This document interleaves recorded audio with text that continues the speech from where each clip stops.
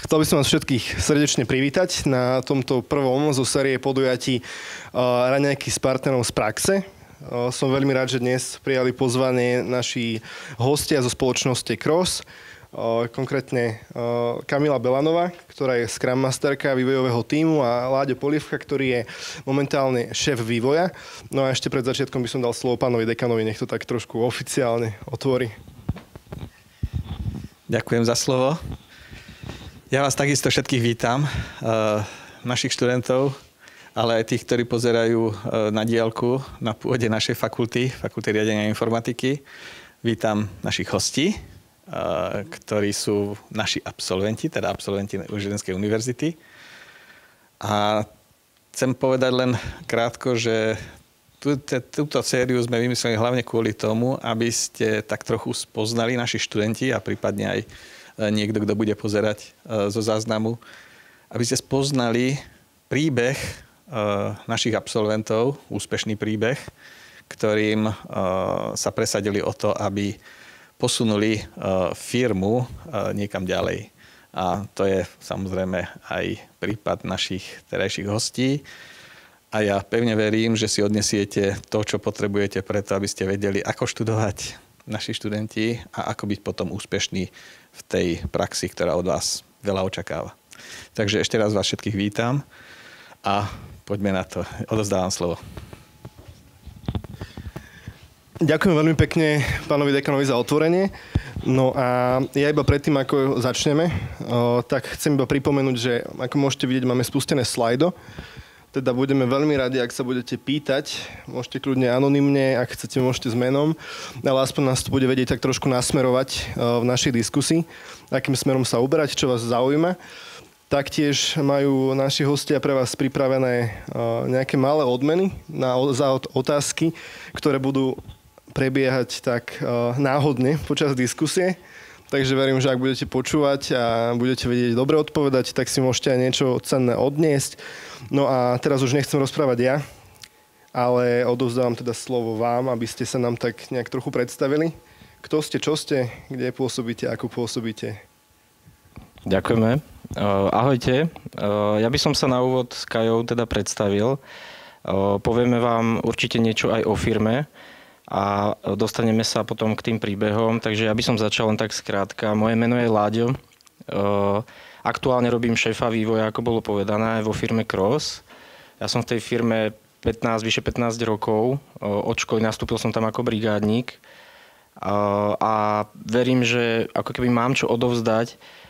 Určite vás chcem pozbudiť v tom, že ak budeme rozprávať niečo, čo vás nezaujíma, treba sa ozvať, prípadne dávať otázky do slajda.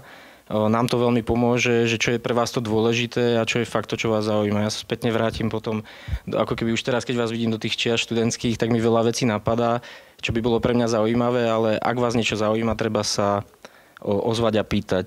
Teraz ešte odovzdám slovo Kaji. Ďakujem. Ahojte, tak moje meno je Kamila a ja pôsobím na pozícii Scrum Mastera vo vývojovom týme u nás vo firme Cross. Ja vám o chvíľočku poviem viac a tiež som absolventkou nie tu fričky, ale fakulty PEDAS, ekonomiky a management. Takže doplním iba, Láďa, nemá to byť dnes iba o nás, ale hlavne o vás, aby ste sa vypýtali, čo vás zaujíma do budúcna, ak si hľadáte či už brigádu, alebo akékoľvek zamestnanie. Buďte zvedaví, pýtajte sa cez slajdo, alebo v podstate akékoľvek otázky smerujte počas tej diskusie, budeme veľmi radi. Takže Láďo nám teraz povie viac o firme, v ktorej pôsobíme a potom vám povieme my také naše príbehy. Dobre, ďakujem. Ja sa na úvod len tak opýtam, aby som si tak čekol, že keď dvihnete ruky, že kto vlastne pozná alebo nejakým spôsobom registruje firmu Cross. OK, zhruba polovička, díky. Ja som na fakulte riadenia a informatiky skončil, teraz máme 15 rokov dozadu. A bol som tu ako študent a ako študent som nevedel úplne, že kde budem, čo budem robiť. Študoval som odbor informatika, potom sa to nejako delilo na bakalársky, inžiniersky. Predpokladám, že teraz je to ako keby podobné alebo rovnaké. A premýšľal som nad tým, že už niečo ma možno aj naučili, nejaké tie základy programovania. Ale nebol som si ako keby istý tým, že viem niečo ponúknuť ozaj nejakej firme. A som tak nad tým rozmýšľal, začal som sa pýtať v okolí, bolo to v 4. ročníku, si pamätám. Teraz z môjho pohľadu možno už aj neskoro, ako keby, že vedel som aj skôr sa o to zaujímať. A pýtal som sa chalanov, spolužiakov, že kde robia, tak boli nejaké tipy a neviem, akým spôsobom som prišiel proste k firme Cross cez jedného kamaráta. A ako keby ma iba pozbudil v tom, že OK, ozvi sa a možno uvidíš, že niekoho chcú. Tak som sa odhodlal, že však vlastne ja sa chcem naučiť nejaké veci a záleží mi na tom, aby som fakt vedel, ako to v tom firemnom prostredí alebo v tom živote funguje. A prvýkrát som napísal do Crossu a mi odpísali, že nemajú priestor. A mne to nejako nedalo a si hovorím, že tak som napísal, našiel som si riaditeľku v maili a tej som napísal a zrazu to proste išlo. Tak som dostal, že jasné, prídi doniesť nejakú prácu, bakalárku, pozrieme sa na to. A vtedy jeden z majiteľov vlastne firmy ešte mi to nejako čekol tú bakalárku, pozreli sme sa, ja som mu porozprával, čo všetko viem a respektíve neviem. A dali mi možnosť, vtedy sa riešila nejaká inštalačka proste desktopového programu a mal som možnosť ako keby sa učiť robiť inštalačku, takú jednoduchú vec brigádnikovi dali, čo bolo pre mňa super a tam to nejako začalo. Počas školy som tam chodil, brigádoval a potom prišla ponuka, kedy už som sa dostal aj do produktov reálne, že som programoval Alpha Plus, jednoduché účtovníctvo a veľa som sa učil. Hej, že mal som pocit, že aha, je to super, je tu o mňa postarané a že zistujem, že reálne svoje vedomosti, ktoré som na tej škole sa naučil, že dokážem pretavovať a tam som ich ako keby začal fakt používať v praxi a tým, že tam boli okolo mňa chalani, ktorí už boli vykódení, tak ma vedeli brutálne posúvať, hej, vždy mi vedeli ukázať ako na to. Nehali mi priestor, aby som sa nad tým zamyslel, skúsil to robiť sám a samozrejme, že to nedopadalo úplne ideálne, robil som to neoptimálne. Dneska máte úplne iné možnosti, že za vás častokrát aj ChatGPT a podobné kadejaké AI technológie dokážu veci naprogramovať, ale ja som bol vďačný za to, že sa viem niečo naučiť. No a aby som prešiel možno k tomu takému príbehu, vtedy som si uvedomil, že aha, vlastne im sa to pozdáva, mne to sedí, ja sa učím, skončila škola, prišla ponuka automaticky, ja som nemal dôvod riešiť niečo iné, lebo stále som si nebol istý tým, že wow, dokážem a môžem si teraz vyberať. To bol proste môj pocit z toho celého. Ale zrazu som zistil, že aha, ponuka bola zaujímavá, tak si hovorím, idem do toho a zobrali ma na produkt, kde som prvých 5 rokov v tej firme programoval spolu s ostatnými vývojármi a postupne sa tam človek nejako posúval a skočím ďalej o tých 5 rokov. Tým, že som bol možno taký ako keby neúplne introvert a dokázal som komunikovať s okolím, u nás sa vtedy začal riešiť ako keby Scrum, predtým to bolo viac menej Waterfall, vodopádový systém fungovania a začali sme nabiehať na Scrum, ako keby agilnú metódu ako takú a videli, že aha, mňa to baví, zaujíma, nemali sme vtedy Scrum Masterov, nikto nebol vyškolený, tak som dostal možnosť, že ty by si sa nám hodil na toho Scrum Mastera, že vieš to s tými ľuďmi. Tak som si hovoril, to som nečakal takto skoro, ale na druhú stranu mi prišlo, že OK, to programovanie ma baví, ale reálne som si sám sebe priznal, že ja úplne nie som ten taký programátor, ktorý proste, že ho bavili tie technológie a že viem, že by som do konca života chcel programovať. A chcem tým len povedať to, že možno tá cesta, že išiel som na fričku, vtedy ma to zaujímalo, ale v tej práci sa mi to úplne otočilo, že nikdy neviete, ako skončíte, že kde vás to proste zavieje a zafúkne. A keď tá možnosť prišla, tak pre mňa to bolo že zaujímavé, že tak skúsim, keď to tak vo mne vidíte, že práca s ľuďmi je to, čo ma baví. Mňa baví kontakt, spoznávanie nových ľudí. My tu veľmi radi chodíme na všetky tie vaše akcie, ako Freefest, Fričkovica, zúčastňujeme sa, bavíme sa s tými študentami, teda s vami. A zistil som, že aha, ja dokážem možno nejak ináč pomôcť z tej firme, napriek tomu, že som 5 rokov študoval. Ale neberiem to ako stratu času, beriem to ako... Nevedel som v tom čase ešte, čo chcem proste. A nejak mi to sadlo, potom som bol 8 rokov, preskákal som cez rôzne týmy, ako Scrum Master, kedy fakt, že snažíte sa budovať ten tým, sa si človek musí určiť svoju víziu, že čo vlastne chce, čo chce dosiahnuť s tými ľuďmi. A je to akože super práca v tom, že máte priestor realizovať sa, vzdelávať. možno považujem za dôležité povedať, že v dnešnom svete není to len o hard skilloch, o tom, že aký ste dobrý programátor, ale my sa vo firme pozeráme aj na to, akí sú tí ľudia naozaj ochotní spolupracovať s ostatnými kolegami a že je to vec, na ktorých si zakladáme. A myslím, že nie sme jediná firma, ktorá ako keby takto funguje. Tak som do toho šiel a fakt som sa cítil spokojný, až teraz asi pol roka dozadu sa u nás nejakým spôsobom menila organizačná štruktúra a hľadal sa šéf vývoja, ktorý má na starosti práve tým Scrum Masterov, Product Ownerov a v podstate celý vývoj, ktorý je zhruba o 90 ľuďoch. A to som si hovoril, že nikdy nechoď do top managementu, proste to ťa pohltí, že nechceš to riešiť, lebo je to reálne úplne iná práca ako to, čo som študoval. A potom s tým, že bol nejaký konkurs, bolo nejaké oslovenie, tak som si povedal, že o čom je ten život, že to sú proste výzvy. A teraz po prvom mesiaci teda tej skúsenosti som bol taký, že tak to som nemal robiť, že to bol omyl.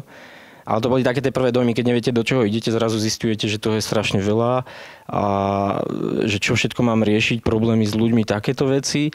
Tak som bol prekvapený, ale potom som sa tomu nejak postavil čelom a aktuálne fakt, že po tých 6 mesiacoch sa cítim úplne, že som strašne šťastný, že som to urobil.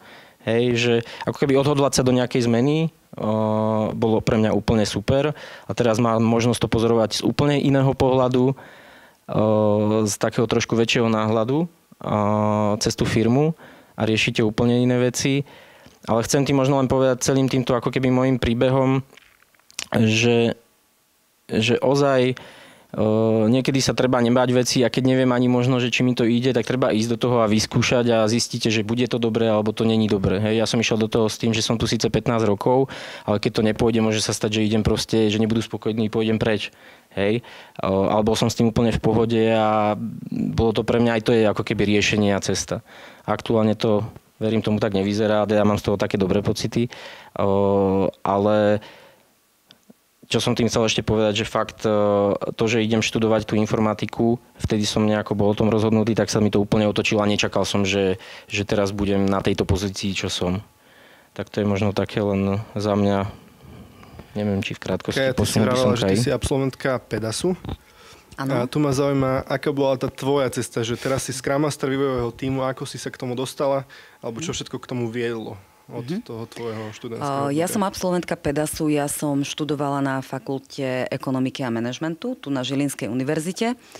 A do Crossu ja som sa dostala v roku 2013, kedy som išla po štátniciach, ja som študovala externe a išla som na pozíciu, predtým som pôsobila v T-Mobile, teraz Slovak Telekom, pôsobila som tam ako coach, interný školiteľ na call centre, čiže mňa baví práca s ľuďmi. Preto aj tá pozícia Scrum Mastera.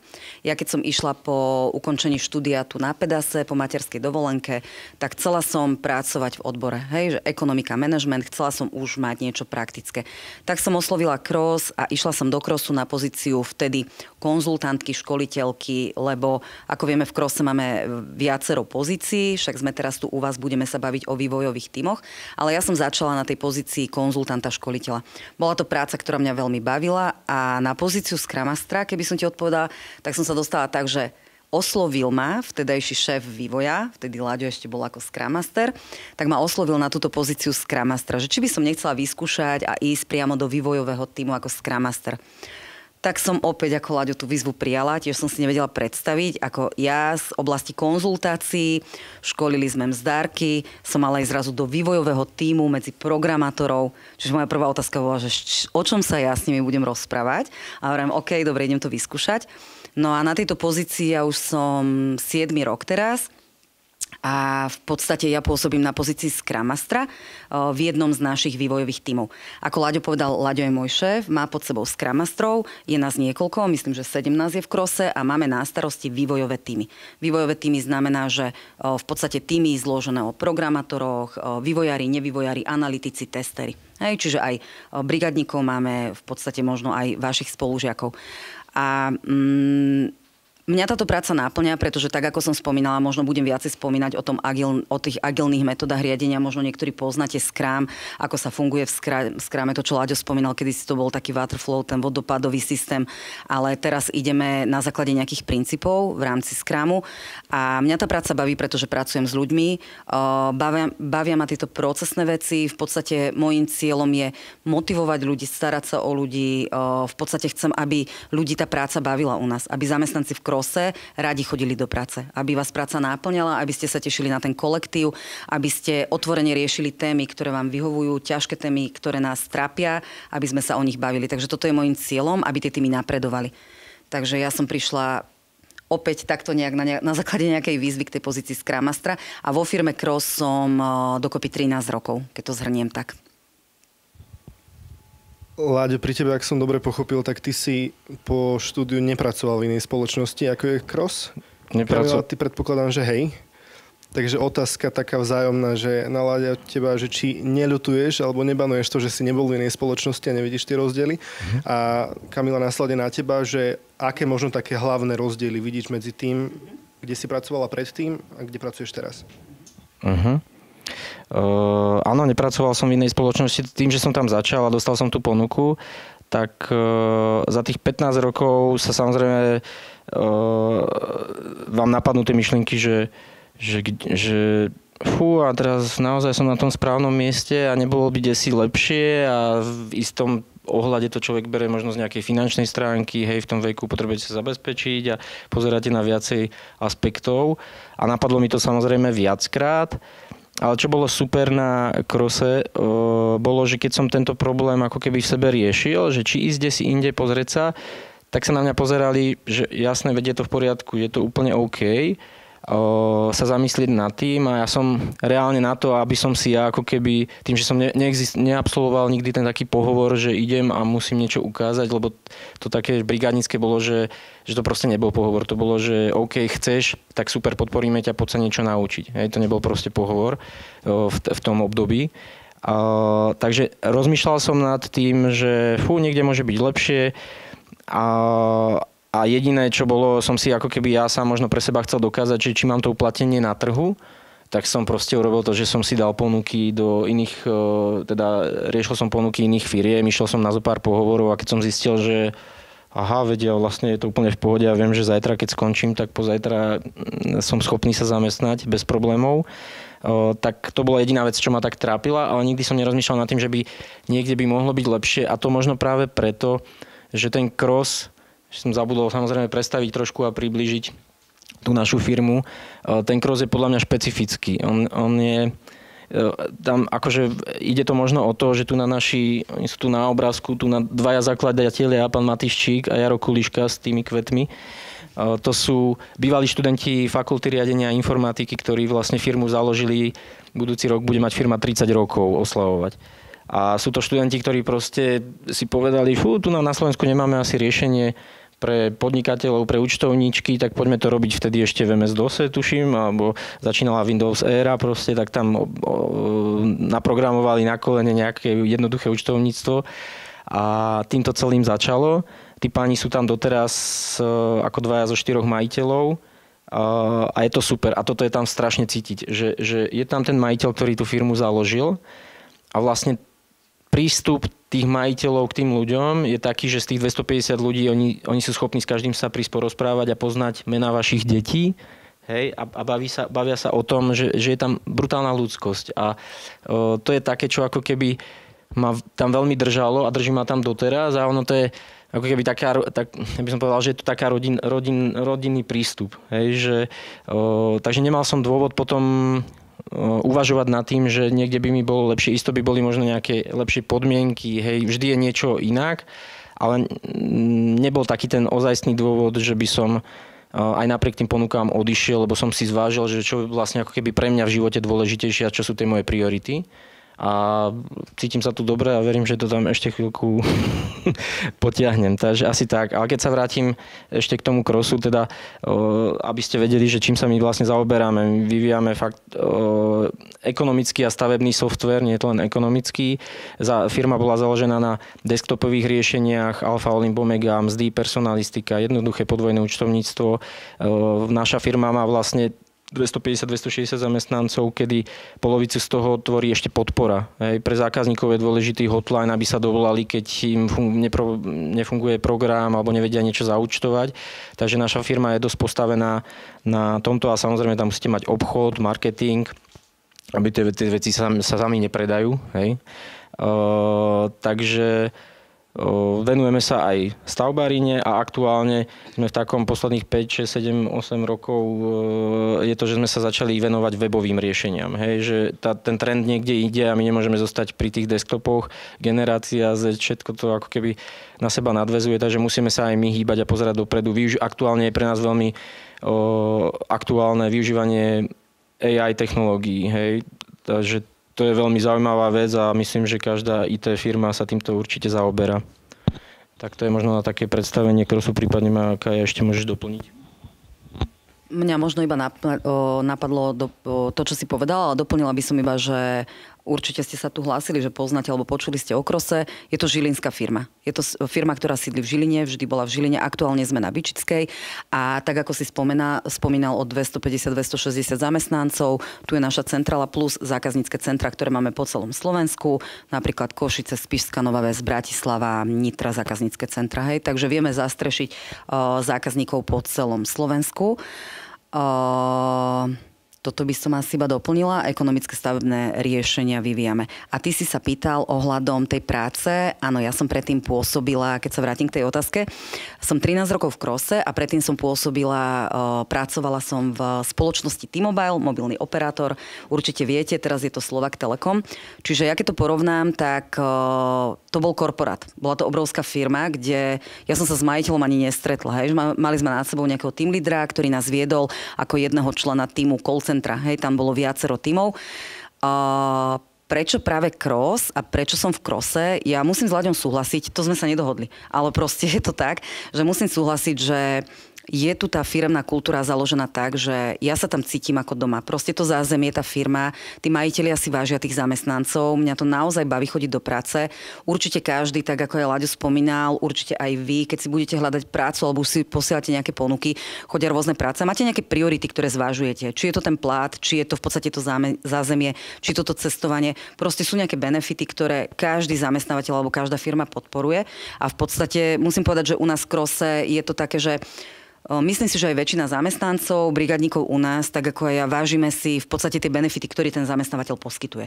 Hej, že je to práve to, že vážia si tých zamestnancov, vážime si každého jedného člena tímu a v podstate je tam možnosť rastu, možnosť vzdelávania sa, je to veľmi rôznorodé. Takže toto je možno práve to, čo ja porovnám oproti tej predchádzajúcej práce, kde to bol korporát veľký a oproti, keď to nazvem, sme komerčná firma, hej, oproti firme, kde nás je nejakých 250, teraz 270. Ďakujem veľmi pekne. Ja som veľmi rád, že nám prichádzajú už aj otázky z publika, avšak predtým ešte by sme mohli dať trošku na prebudenie pozornosti dve otázky. Do publika. Do publika, áno, vám. Napríklad jedna by mohla teda byť, že v akých dvoch oblastiach pôsobí, alebo ktoré dve oblasti vyvíja spoločnosť Cross. Maroš bol prvý. Správne. Uznávame, takže Maroš si ísť pre niečo pekné dopredu. Máš aj darček, áno. To je také motivačné. Teraz išli dve ruky hore, uvidíme, čo bude v ďalšom kole.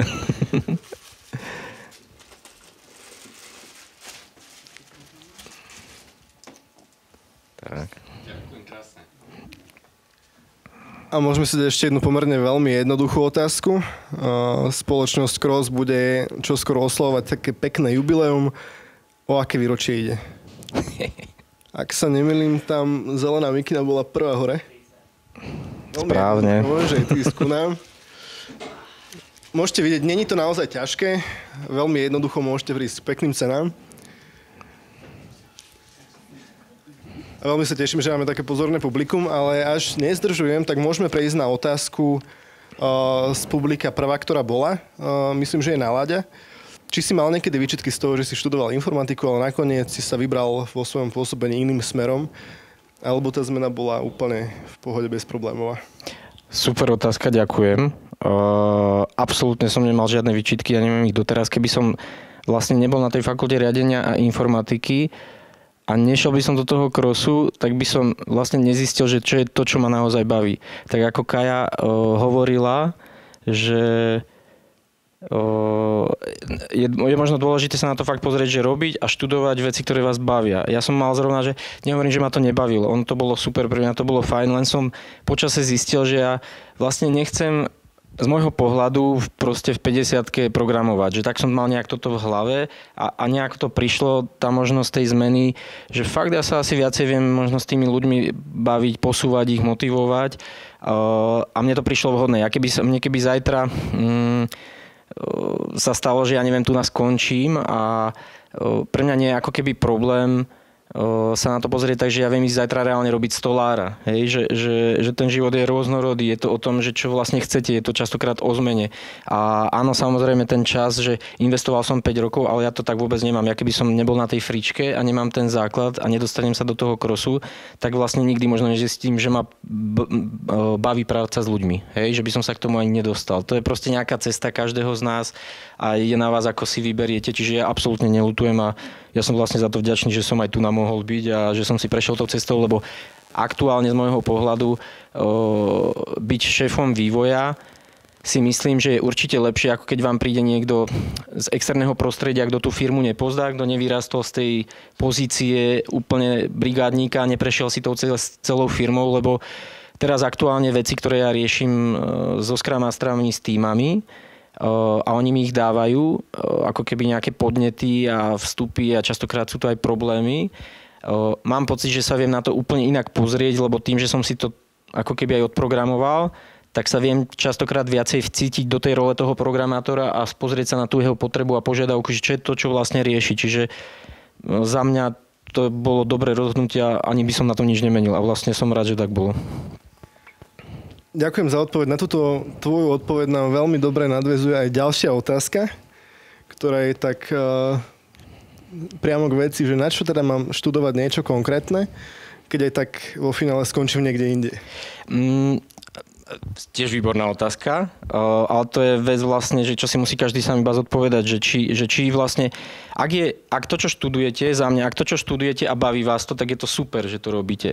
My v tej firme, ja som v tom období fakt na tej výške, spomeniem sa na takých príbeh, som to vyťahoval predtým, než sme začali túto debatu, že ja som vlastne prišiel z obchodnej akadémie. A teraz neviem, či vy máte predstavu, ale obchodná akadémia, tam matematika nebola tam fyzika a teraz skúšky na fakultu riadenia a informatiky boli vtedy v období, keď som ja nastupoval alebo robil skúšky cez fyziku a matematiku. Hej. A teraz že super, ale ja by som to chcel ako keby vyskúšať, mňa to zaujíma, hej. A bol to pre mňa hec a sám som nečakal úplne, že sa dostanem, ale dostal som sa, že som urobil ako keby nejaké kroky pred tými skúškami v tom, že OK, ja sa hecnem a ja som cez leto študoval proste matematiku, našiel som si nejakého svojho profesora, ktorého to bavilo, mňa to bavilo a dostal som sa sem. A potom sme prišli tu na ubytovňu na Bastilu vtedy do prváku. Vidím, že sa usmievate viacerí. Kedy tam boli piataci z fričky. Ten prvý deň, ako keby nejakým spôsobom, že vedeli nám pomôcť a uvítať nás, že ak majú už tí študenti otázky, tí prváci a sú vyklepaní, čo som ja vtedy bol, tak som vedel, že okolo mňa sú všetci kapacity, mali programovanie už na strednej škole. Ja som sa tu dostal cez tú matiku nejako a bol som vyklepaný, hej, z tej obchodnej. A prídem tam a tí chalani tam boli a sme sa ich mohli pýtať otázky, tak ja sa pýtam, že chalani, počujete, že tá frička, že je to ťažké, že dá sa to zvládnuť a akože prvá odpoveď, čo ma dostala a som to chcel zabaliť hneď, bola, že nie, to je v pohode, to dáš, pokiaľ si neprišiel z obchodnej, tak to proste... A ja, že OK, díky za odpoveď a pre mňa to bolo ale také, akože ja som sa prvý rok dosť trápil, čo sa týka základov informatiky a samozrejme jednotku, dvojku som prenášal. Ale zase prišlo leto pre mňa a kedy som sa hecol a som sa do toho obul a zistil som, že to že to zvládnem a že to išlo a už potom ako keby v druháku dorobil som si tú jednotku, dvojku a potom to už nejak postupne išlo samo. Takže vlastne už neviem, aká bola pôvodná otázka, ale chcel som tým povedať to, že určite je dobre, že nikdy neviete, čo vás čaká a ak teraz sa cítite správne v tom, že ste tu správne, tak je to super. Ak má niekto pocit, že možno nerobí to, tak sa treba rozhliadnúť a zistiť, že možno sú iné možnosti. A ja som to zistil fakt reálne potom až neskôr v tej práci. Proste som sa našiel neskôr, tak by som to povedal. A myslím, že to je úplne ako keby vec každého, že ako sa rozhodne a je v poriadku aj jedna aj druhá cesta. Dôležité je na to prísť, že my sa v tom krose snažíme ozaj podporovať to, že veci, ktoré ľudia robia a keď pracujú, tak keď niečo robíte, čo vás baví, podľa mňa, ak máte nejaké svoje záľuby a baví vás to, tak ten výsledok je úplne iný, ako keď to robíte, že chodím do práce, lebo musím platiť hypotéku, lebo neviem čo. Ak ste schopní robiť to, čo vás baví a náplňa, tak aj ten výsledok bude úplne iný. A to najdôležitejšie je, že vy sami budete šťastní. A u nás v krose toto ako keby sa snažíme podporovať. U nás, keď nastúpi konzultant a zistí sa počase, že aha, spomeniem jeden výborný príklad. Bol obdobie, kedy bola núdza reálne o vývojárov. A my sme nevedeli, ako s tým bojovať. Hej? Že nevedeli sme zohnať vývojárov proste na trhu. Teraz to už tak nie je.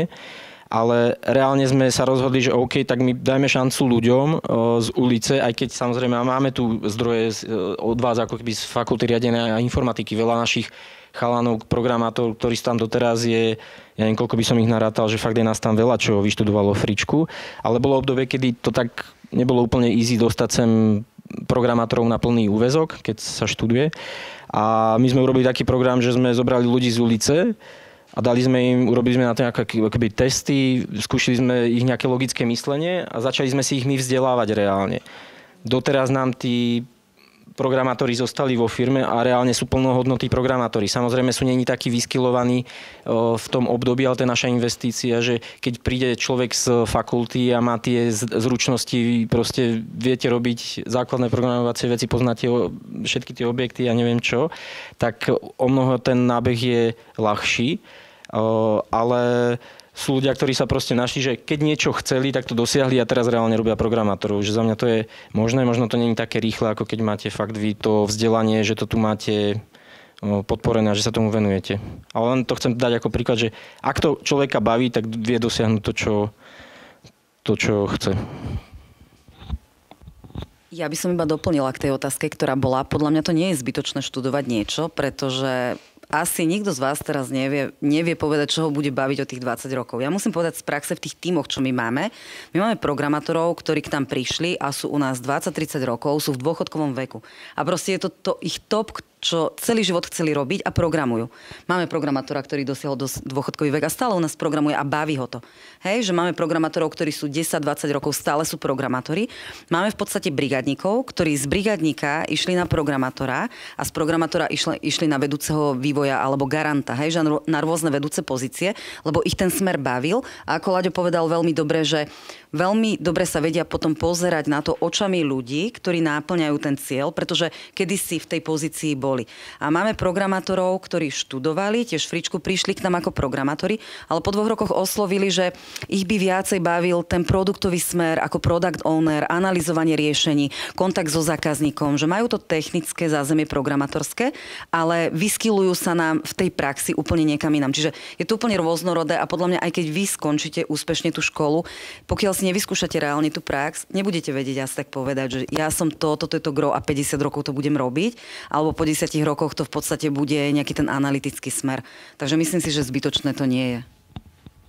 Ešte skúsim, napadlo, že máme aj fakt chalanov, ktorí študovali tu, programovali a mali možnosť vyskúšať si Scrum Mastera, lebo vtedy sme proste fakt potrebovali Scrum Masterov a robili to 1-2 roky a zistili, že mne to úplne nesedí, vrátili sa späť na programátora a doteraz programujú. Hej, že tú cestu má fakt každý iný. Dôležité je to, aj teraz, ak brigádujete, kde si robíte, ak vás to baví, tak je to super. Hej, že ozaj treba sa na to pozerať podľa mňa skrz to, že ak vás to baví, tak nie je o čom. Pozerám, že máme tu aj manažérov, máme tu aj informatikov. otázka na vás oboch. Čo by ste študentom odporúčali, lebo máte skúsenosť aj s tou oblasťou, aj s tou počas štúdia? Byť viac iniciatívny a hľadať príležitosti aj čo sa týka praxe, alebo radšej naplno sa venovať škole a až následne potom nejak hľadať príležitosti využívať?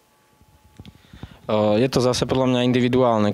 Každého voľba v závislosti od toho, ako zvláda tú školu, ako to má, či v podstate, čo je ten taký jeho dôvod, ale potreba, že prečo by chcel ísť do firmy, či sú to peniaze, alebo je to, že chce naozaj nabrať skúsenosti. U mňa to bolo o tom, že som sa chcel niečo naučiť z praxe. Hej, a to bola pre mňa dostatočná motivácia. Mne keby vtedy povedali, že mi nedajú výplatu, ja som s tým v tom období bol ako keby v pohode, lebo môj cieľ bol naučiť sa. Hej, a mal som benefit, že super, môžem si niečo aj zarobiť. Takže za mňa asi takáto stručná odpoveď. U nás by som povedala, že pokiaľ študujete, tak u nás vždy, keď ste brigadníci v krose, tak priorita je tá škola, samozrejme. Ale musím povedať, že my z praxe, čo vnímam u študentov, ktorých máme, brigadníkov, tak počúvam, keď sa rozprávame spoločne, tak počúvam, ako im to veľa dá, doplnenie tých teoretických vedomostí tou praxou. Hej, že ja počúvam u chalanov, ktorí sú u nás, teraz máme od apríla brigadníka, ktorý mi povedal, že on tak veľa súvislosti pochopil tým, že reálne v praxi pracuje, pretože u nás, keď príde programátor ako študent brigadník na programovanie, tak vy ste súčasťou vývojového tímu. Vy nie ste niekto, kto je na boku a robí nejaké drobnosti. Samozrejme, je tam nejaké zaučanie, je tam nejaký vzdelávací proces, máte nejakého mentora, ale vy s postupom času, by som povedala do mesiaca, ste súčasťou vývojového tímu, kde pracujete v tíme. To znamená, že my vás hneď sa snažíme zasvetiť do takého toho nášho fungovania. Ako som spomínala, my fungujeme v Scrume. Čiže je to veľmi o spolupráci, o komunikácii, o takom spoločnom zdieľaní, spoločnej spätnej väzbe, či už je to na kód, alebo celkovo na zlepšovanie sa v tíme.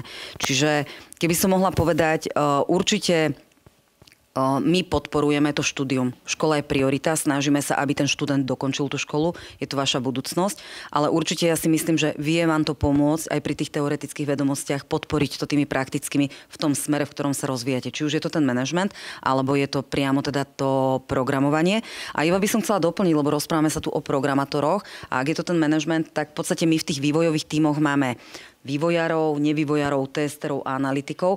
V podstate vývojár, programátor je to niečo, čo vy študujete. To znamená, že my vieme, že pokiaľ by sme hľadali programátorov, tak oslovíme alebo zúčastňujeme sa na Afričke, takto rozprávame sa s vami a od istého ročníka viete k nám prísť, dať si žiadu, že máte záujem prejsť nejakým zadaním a vieme si vás zaradiť do nejakého vývojového tímu. Ale súčasťou toho vývojového tímu sú aj tí nevývojári, testeri a analytici. A práve musím povedať, že u nás sú to väčšinou dievčatá, čiže keď vidím aj dievčatá na tom manažmente, sú to v podstate absolventi tiež z Fričky, čo v podstate máte tu manažment, strategický manažment alebo krízový, informačný manažment, takto. Takže to sú nevývojárske pozície u nás, kde v podstate testujete tie webové riešenia predtým, ako idú von k zákazníkovi, analyzujú sa tie webové riešenia, získava sa spätná väzba od zákazníka. A fakt, že to berte ako povzbudenie v tomto smere, že u nás veľa dievčat skončilo fakt, že v produktovej roli, že je produkťák proste, hej, že cez tú rolu toho analytika, testera, zase to bolo o tom, že čo ich baví a my sme to chceli podporiť a vieme, že ten človek na to má tie schopnosti, tak sa dostal na rolu proste product ownera, ktorý rozhoduje o tom, čo budeme do tých produktov dávať, chodí k zákazníkovi. Zase je to o tom, že čo koho baví. My aj v tých vývojových tímoch podporujeme už tých analytikov, testerov k tomu, aby chodili k zákazníkovi. Dnes je veľmi dôležité pozerať sa na to. Jedna vec je, že čo vyvíjate, ale že vy potrebujete poznať potreby zákazníka. Hej, že ak ste niekto nejakú apku proste išli vyvinúť alebo niečo, tak potrebujete vedieť, komu to idete predať, lebo jedna vec je vyvinúť, ale vy to potrebujete aj predať. Takže snažíme sa už aj do tých tímov priamo dostávať, aby tí ľudia vedeli, prečo to vlastne robia, aby v tom videli ten zmysel a aby sme nevyvíjali zbytočné veci, ktoré si nikto nemá ochotu kúpiť. Máme tu takú menšiu sériu otázok. Ideme od prvej, ktorá je teda najvyššia aj s lajkom. Spomínali ste, že ste prijímali tzv. Ľudí z ulice. Ak napríklad človek nemá nejaké výrazné skúsenosti s vývojom, aké vlastnosti pri tom rozhodujú? Ja som toto spomenul, len som si tak hovoril, že ako to asi vyznelo, to, že sme prijali ľudí z ulice, ale my sme za tým mali fakt, že to bol program, ktorý sme si premysleli a vôbec sme váhali, že majitelia, že či do toho idú investovať, ale bolo to také obdobie.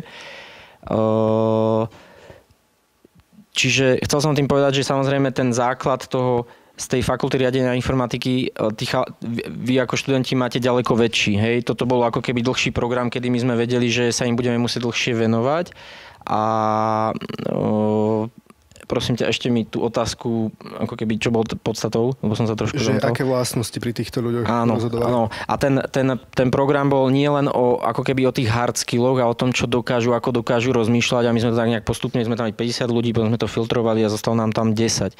Ale dôležité bolo, že my sme pri tom programe sa pozerali na to, čo sa pozeráme aj dnes a čo si myslím, že je pre vás dôležité vedieť, že není to len o hard skilloch, ide aj o soft skilly, ide o také tie komunikačné schopnosti, o tom vedieť spolupracovať. Dneska to není, že vy sa, a teda akože určite sú firmy, ktoré im to vyhovuje, aj ľudia, ktorým to vyhovuje, že sa zavrie programátor, má svoj pokoj, kódi, kde si pre Američanov proste v noci, hej, a každému vyhovuje niečo iné. Ale my u nás aktuálne proste vo firme to máme tak, že si zakladáme veľa na spolupráci celého vývojového tímu a možno vám niekomu ako keby môže bežať, ja neviem, aké máte vy myšlienkové pochody, ale verím tomu, že home office je napríklad téma, ktorá určite ako keby programátora bude mať home office, nebude mať home office, my sme túto tému vyriešili viackrát, súvisí to s obdobím korony, kedy my sme boli ako keby zvyknutí a dovtedy to nikto neriešil, že všetci programátori chodia do firmy proste dennodenne, hej. A home office mal niekto, kto bol, ja neviem, z Oravy alebo tak a na výnimku, ale prišla korona a my sme sa ako firma museli zo dňa na deň switchnúť všetci na home office proste, hej, že to bolo akože výzva, to by Kaja vedela povedať, čo Scrum Masteri mali roboty s tým, vrátane mňa vtedy ešte, že zorganizovať ľudí, proste vedieť viesť tie meetingy efektívne online, je to vždy iné a tu nás sú veľmi dôležité práve tie schopnosti soft skillové, kedy my sa vo firme fakt venujeme tomu, aby ľudia rástli nielen po tej takej technickej a odbornej stránke, ale aby u nás rástli aj osobnostne, lebo vieme, že to pomáha tej spolupráci a že veci idú ľahšie, keď si ľudia rozumejú a sú naozajstnými tímami. Hej, že keď to funguje. Chceš doplniť? Ja sa ešte k vašim vývojovým týmom neskôr vrátim. Teraz ale je tu otázka, že aké programovacie jazyky a frameworky pri vývoji používate? Výborná otázka, kde mi už teraz budem musieť aj pomaly Kaja pomôcť, ale nie, vrátim sa, ja ešte dovysvetlím, že ja ako šéf vývoja mám, on sa povie, že vývoj, že áno, však mal by som vedieť, programoval som a tak ďalej, ale v období, keď som ja programoval, že ja som poznal takže .NET, v ktorom som robil a tam to končilo, lebo som nepotreboval nič viacej. My sme vtedy nevyvíjali webové riešenia, ale každopádne určite pri tých desktopoch sa bavíme o C# .NET ako frameworku a pri webových ideme proste ako keby s dobou. Čiže čokoľvek, čo sa týka mobilného vývoja, určite tam je, možno aj vy opravíte. Vy viete podľa mňa aktuálne viacej ako ja, popravde, že bavíme sa o Angulári, o Jave, o Kaja, doplň ma a pomôž mi, ak ti napadá, ale v podstate nemáte šancu ísť na starých technológiách, čiže to je podľa mňa úplne jedno, kde sa zamestnáte, pokiaľ nie ste na nejakom starom projekte, lebo aj to je vec. Vám tú firmu živí častokrát projekty, ktoré sú udržiavacie, hej, že už je ten produkt vyvinutý, ale v podstate stále vám nosí peniaze a niekto ho musí udržiavať, hej, a nikto iný ako programátor to nedokáže, čiže samozrejme sú ľudia, ktorí robia aj v starších technológiách, aj my máme také situácie, kedy ja som sám zažil, že sme vyvíjali nový produkt Alpha Plus, ktorý bol v .NET, ale predtým bol vyvíjaný v starom Basicu, hej, a teraz potrebovali sme istý čas, isté obdobie udržiavať obidva tie produkty, lebo zákazníci boli zvyknutí na tú starú technológiu. A ja konkrétne som vtedy dostal ako keby, ono to nebola pre programátora ako keby zrovna výzva, nikto do toho nechcel ísť. Ale ja som si povedal, že prečo nie, že ja sa na to niečo naučím. Aj napriek tomu tá stará technológia mi niečo dala, vedel som, že to je pre firmy dôležité. V podstate bolo to na 2 roky, na čom sme sa dohodli a ten projekt zanikol a ja som ako keby obral sa možno o tie 2 roky toho posunu v zmysle, že mohol som sa učiť nové veci, nové technológie. Takže tie technológie, teraz je to fakt o AI a chcel som povedať to, že my máme ešte šéfa technického vývoja, ktorý tu aktuálne teda nesedí, ale vedel by vám tieto všetky otázky zodpovedať. Ja tým aktuálne nežijem. U mňa je tá práca aktuálne o organizácii a o ľuďoch. Hej? A nechcem si vymýšľať, Kaja možno doplní. Ja by som doplnila nejaké technológie, presne tiež neviem povedať, podľa mňa Láďo povedal to gro, len chcem povedať, že vždy je to aktuálne v čase. Vždy, keď príde na pohovor k nám niekto, či je to brigadník alebo programátor, tak je to aktuálna téma. Každý jeden sa pýta, preto aj na tie pohovory, keď idem ja ako Scrum Master, ja neviem zodpovedať, ako Láďo povedal, vy viete isto viac, čiže vždy chodí na pohovor alebo bavíme sa s ľuďmi, s nejakým senior programátorom a iba som chcela povedať, že u nás to funguje tak, že ako Láďo povedal, my potrebujeme ísť s dobou, my potrebujeme vyvíjať aplikácie aktuálne v čase. To znamená, že u nás veľmi podporujeme vzdelávanie. A u nás vo firme fungujú aj také interné vzdelávania, samozrejme akékoľvek externé vstupy, ale interne pre programátorov máme rôzne dev meetupy, ktoré si programátori majú pravidelné stretnutia, kde si zdieľajú informácie, čo sa týka aktuálnej situácie na trhu. Podporujeme určite teraz vývoj mobilných aplikácií, iOS appky a podobne, pretože vieme, že to je budúcnosť. Prechádzame na tie webové riešenia a tie technológie sa menia. Čiže ak sa aj teraz tu o niečom budeme baviť a my sa stretneme o rok spolu, tak to môže byť úplne inde, hej. Takže len aby ste vedeli, že podporujeme to vzdelávanie určite v tom zmysle, že u nás technológovia a guru vývojári sledujú, aj v podstate vedúci šéf technológií sledujú tú situáciu na trhu a snažíme sa v podstate ísť s dobou.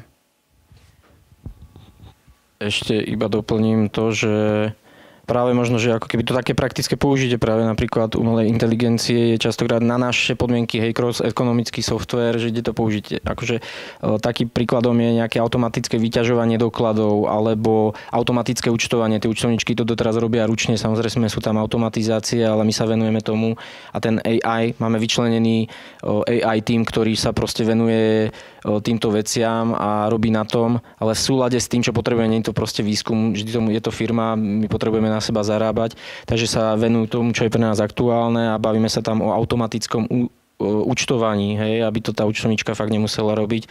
Takže asi toto by som k tým technológiám rozmýšľam. Ešte sa dopýtajte kľudne doplnkovú otázku, alebo ak sme to nezodpovedali, tak smelo do toho. Ďalšiu otázku, ktorú máme, tak je, že či si svoj marketing a brand identitu riešite interne v rámci Crossu? Riešime si interne, chceš ty, alebo... Nás ako Cross väčšinou zákazníci poznajú skrz tie produkty. Hej. Oni sa postupne od toho začiatku vyvíjali tak, že sme začalo to jednoduchým účtovníctvom, pribudlo k tomu podvojné účtovníctvo, mzdy a personalistika. A tam sú názvy produktov, ktoré ľudia ako účtovníci a mzdári poznajú pod konkrétnymi názvami Alfa, Olymp, Omega, Cenkross ako stavebný software. A rozmýšľam, čo som chcel povedať. Marketing. No a my sme aktuálne v období, kedy potrebujeme aj my trošku zase refreshnúť ten náš marketing a riešime ako keby, že potrebujeme, aby sa na nás pozerali ako na Cross, že dávame riešenia. Takže to je možno také, že máme určite samozrejme svoje oddelenie marketingu a obchodu, bez toho by to proste nešlo a riešime to interne. Hej, prevažne interne, tak bola tá otázka. Máme na to svoje týmy. A nie je to jednoduché práve pre tieto oddelenia sa zladiť cez celú firmu a fakt, že máme tam x produktov a riešení a urobiť ten marketing tak. Teraz v dnešnej dobe máte tých kanálov strašne veľa a čo je tá najlepšia forma predaja, je to osobný predaj, závisí to od typov produktu, od toho, čo predávate, ale je dôležité pri tomto možno potom sledovať ten dopad, že keď niečo urobíte, keď urobíte nejakú marketingovú kampaň, neviem akú, či už, ja neviem, vyťahnem príklady, možno neúplne trefné, ale billboardy, alebo dávate nejaké videá na YouTube, alebo promujete čosi na LinkedIn, Instagrame, tak je dôležité sledovať, čo vám to prináša reálne. A na to sú už zase odborníci a nástroje, ktoré vám tomu pomôžu tieto veci odsledovať, aby ste vedeli, čo je, nebudete investovať do niečoho, čo vám neprináša. Takže riešime si to interne. Ja len pripomeniem, vidím, že máme aj nových študentov tu. Počas celého tohto podujatia prebiehajú aj také náhodné otázky, kde keď viete zodpovedať rýchlo a úspešne, tak môžete dostať nejakú cenu. Teraz opäť by nastala tá chvíľa, kedy si dáme ďalšiu otázku a môžete sa teda hlásiť. Akú pozíciu zastáva, respektíve čo je hlavnou náplňou práce Scrum Mastera?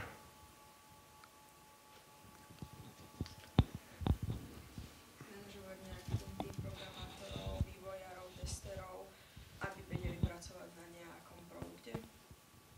Správna odpoveď. Vieme ju ešte určite doplniť. Beriem to ako keby aj otázku na nás trochu, aký do toho môžem skočiť. Samozrejme, môžeš. Ja keď som bol Scrum Master, tak som rozmýšľal, že čo tu ja vlastne teda idem s nimi robiť, idem sa starať o ich pohodlie, o to, aby boli spokojní, motivovaní. Ja som mal takú proste, že som si na tej roli, keď to prišlo, robil som nejaké nutné veci, viedol stretnutia, facilitoval, moderoval, to je proste o efektivite tých meetingov a tak ďalej. Je tam za tým toho strašne veľa, ale vždy je dobre mať tú víziu, že čo chcete dosiahnuť. Ja som si vtedy hovoril, že OK, ja chcem mať ten Scrum a ten agilný prístup je o tom, že vy chcete mať, alebo úlohou Scrum Mastera je budovať samoorganizované týmy. Hej, a teraz čo to znamená? Pre každého to znamená niečo iné, ale v podstate vy potrebujete, aby ten tím bol schopný akúkoľvek úlohu, čokoľvek príde, aby sa s tým popasoval a nie je toto také, že príde šéf a povie vám, tak toto bude. Absolútne nie. Vy ich tam kvázi vychovávate, my sme to niekedy prirovnávali a doteraz to aj môžeme prirovnávať k tomu, že to je jak učiteľka v materskej škôlke proste, že niekedy to je sranda, práca s tými ľuďmi nie je jednoduchá. Takže je to veľa o tom si určiť, že čo chcete a keď to chcete, tak je to o budovaní dôvery medzi tými ľuďmi. Hej, tí ľudia sú nie všetci takí otvorení, nevedia povedať veci priamo, potom tam vznikajú kadejaké konflikty, riešenie konfliktov, je toho strašne veľa a toto si v našom prípade dosť vie určovať Scrum Master, čo tým chce dosiahnuť, ale celkovo nám ide o samoorganizovanosť v tých tímoch a budovanie tohto. Môžeš to možno doplniť. Ďakujem aj za odpoveď, super. Ja by som sa tu opýtala, predtým ako doplním, že kto ste už počuli o Scrume? A kto ste už zažili Scrum? Super, z praxe, dobre, takže nie je to úplne neznáme. Ja by som iba doplnila, lebo veľakrát sa aj u nás pýtajú uchádzači o zamestnanie, že a čo to vlastne ten Scrum je, ako tu vy fungujete, že čo tu vlastne robíte, hej? Že ja tiež, keď som išla na tú pozíciu, moja prvá otázka bola, že čo vlastne ten Scrum Master robí. Lebo ja som bola na pozícii školiteľa, konzultanta, hej? Ale presne ako Láďo povedal, tuto presne ako si odpovedala správna odpoveď, že v podstate manažovanie je to hlavne práca s ľuďmi. Pretože ten tým, ako som spomínala, my nejakých 8 až 10 rokov fungujeme v Scrume, čo sa týka vo firme, v rámci vývojových tímov a v podstate je to jedna z agilných metód riadenia. Je založená na spolupráci, otvorenosti, v podstate na napredovaní a budujeme samoorganizované tímy. V tých tímoch, zloženie tých tímov je u nás 6 až 8 ľudí, by som povedala, je to také ideálne. Samozrejme, môžu byť menšie tímy, sú väčšie tímy. My fungujeme na sprintoch, to znamená, my si dáme spoločne nejaký cieľ. Väčšinou sú to tie dvojtýždňové sprinty, kedy máme nejaký cieľ a v priebehu tých 2 týždňov máme každé ráno meeting. Je to stand-up, ktorý má ten tým každý v inom čase. Zhruba to býva medzi 8 a 9 hodinou. Na tom stand-upe my si povieme, kto čo ide dnes robiť. Každý jeden člen týmu. Ale nie som to ja ako Scrum Master, ktorá vám povie, že ty budeš robiť to, ty budeš robiť to, ty budeš robiť to. Je to na tom týme, aby sa zorganizoval, ako podporiť to, aby sme za 2 týždne dosiahli ten cieľ, ktorý máme. Hej, na základe toho, v priebehu toho sprintu máme v priebehu tých 2 týždňov rôzne meetingy, groomingy, kde možno aj pre vás je to také, že keď prídete či už ako vývojár alebo nevývojár k nám do firmy, do toho tímu, ono to nie je o tom, že ja si sadnem, dostanem zadanie a ja 2 týždne sedím za stolom a s nikým sa nerozprávam. U nás je to brutálne založené na komunikácii, pýtaní sa, na spätnej väzbe, na veľakrát prerábaní tých riešení, že otvorene diskutujeme o tom, čo nie je vhodné pre toho zákazníka a pýtame sa aj zákazníka. Čiže sú tam rôzne stretnutia, na základe ktorých my tvoríme tie riešenia. Takže takýmto nejakým spôsobom my fungujeme, denné stand-upy, kde si povieme priebežné meetingy. No a samozrejme na záver po tých 2 týždňoch toho sprintu, ten sprint začína tým plánovaním a končí retrospektívou, kde si my na retrospektíve zhodnotíme, ako sa nám darilo, čo sa nám podarilo dosiahnuť, prípadne čo potrebujeme my ako tým zlepšiť. Dáme si rýchly feedback a na základe toho opäť naplánujeme ďalší sprint. Takže v takýchto nejakých cykloch my fungujeme, len aby ste mali takú tú predstavu, že ja som člen vývojového tímu, čo sa odo mňa očakáva. A tak ako už sme to spomínali, že tie tímy sú zložené teda v podstate z tých pozícií vývojár, nevývojár, analytik, tester a samozrejme pokiaľ ako aj brigadníci prídu k nám, sú zapojení a sú súčasťou týchto vývojových tímov, čiže sú súčasťou stand-up, súčasťou retrospektíva každodenných meetingov.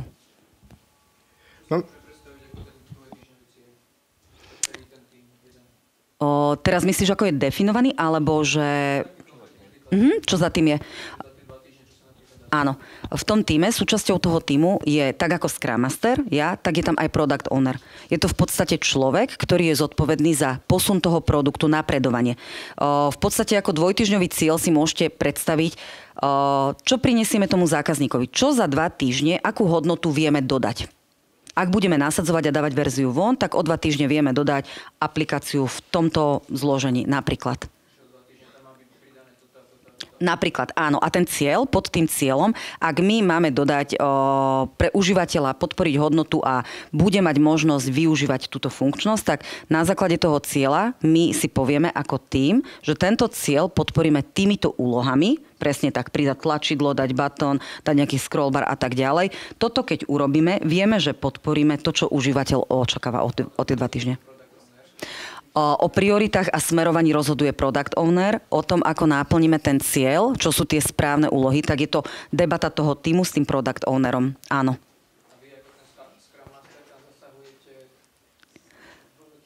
Áno, ja ako Scrum Master v podstate v tom týme som na všetkých tých meetingoch, ako už aj Láďo spomínal. Jedna z mojich rolí je aj facilitátor tých stretnutí.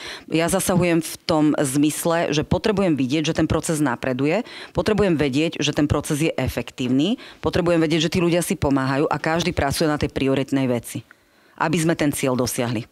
A to, či to smeruje dobre alebo nie, to si na tých denných stand-upoch hovoríme.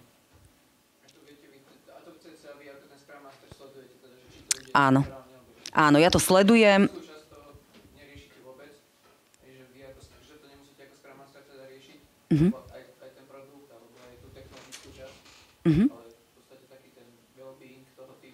Áno, áno. Sledujem to napredovanie, sledujem tú spoluprácu, oslovujem tie veci, ktoré si myslím, alebo teda vnímam, že v tom týme sa dejú a na základe toho vieme tie veci agilne zmeniť. Vieme napríklad ten cieľ zmeniť, vieme zmeniť alebo podporiť inými úlohami, keď vidíme v priebehu sprintu, lebo za tie 2 týždne sa môže toho veľmi veľa zmeniť.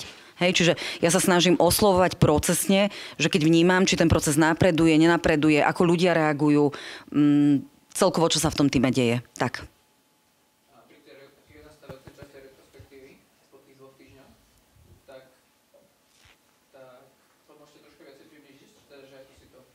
Určite.